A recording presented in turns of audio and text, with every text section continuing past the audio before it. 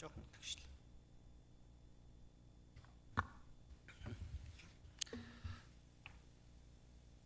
Улсын их хурлын дарга эрхэм гишүүдээ Монгол Улсын их хурлын гишүүн Ж Чин Бүрэн, Ж Алдар Жавхлан, А Ариун Заяа, Н Бат Цүмбэрэл нараас 2025 оны 3 дугаар сарын 31-ний өдөр Улсын их хурлд өргөн мэдүүлсэн цусны донорын хуулийн тухай хуулийн төсөл болон хамт өргөн мэдүүлсэн хуулийн төслүүдийн анхны хэлэлцүүлгийг Монгол Улсын их хурл 2026 оны 5 дугаар сарын 7-ны өдрийн нэгдсэн хуралдаанаар хэлэлцэж, эцсийн хэлэлцүүлэгт бэлдүүлэхээр хүний хөгжил, нийгмийн бодлогын байнгын хороонд шилжүүлсэн билээ.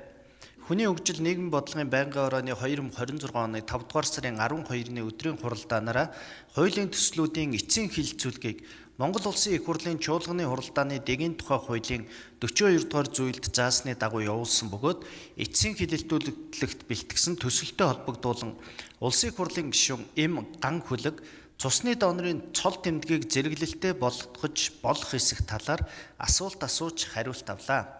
Монгол Улсын их хурлын 2026 оны 5 дугаар сарын 7-ны өдрийн чуулганы нэгдсэн хуралдаанаар хуулийн төслүүдийн анхны хэлэлцүүлгийг явуулах үед хуралдаан даргалагчаас өгсөн гүйцэн боловсруулах чиглэлийн дагуу Монгол Улсын их хурлын чуулганы хуралдааны дэгийн тухай хуулийн 42 дугаар зүйлийн 42-ийн 2-ын 1 дэх заалтыг баримтлан зарчмын зөрүүтэй 4 саналаар санал хураалт явуулахад хуралдаанд оролцсон гишүүдийн олонхот дэмжсэн болно.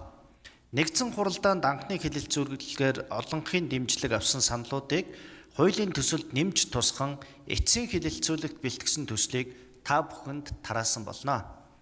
Улсын их хурлын эрхэм гишүүдээ цусны донорын тухай хуулийн төсөл болон хамт өргөн мэдүүлсэн хуулийн төслүүдийг эцсийн хэлэлцүүлэгт явуулсан талаар хүний хөгжил, нийгмийн бодлогын байнгын хорооны танилцуулга, зарчмын зөрүүтэй саналын томьёоллыг хэлэлцэн шийдвэрлэж өгөхийг та бүхнээс хүсье. Анхаарал тавьсанд баярлалаа. За, баясгалан гишүүнд баярлалаа.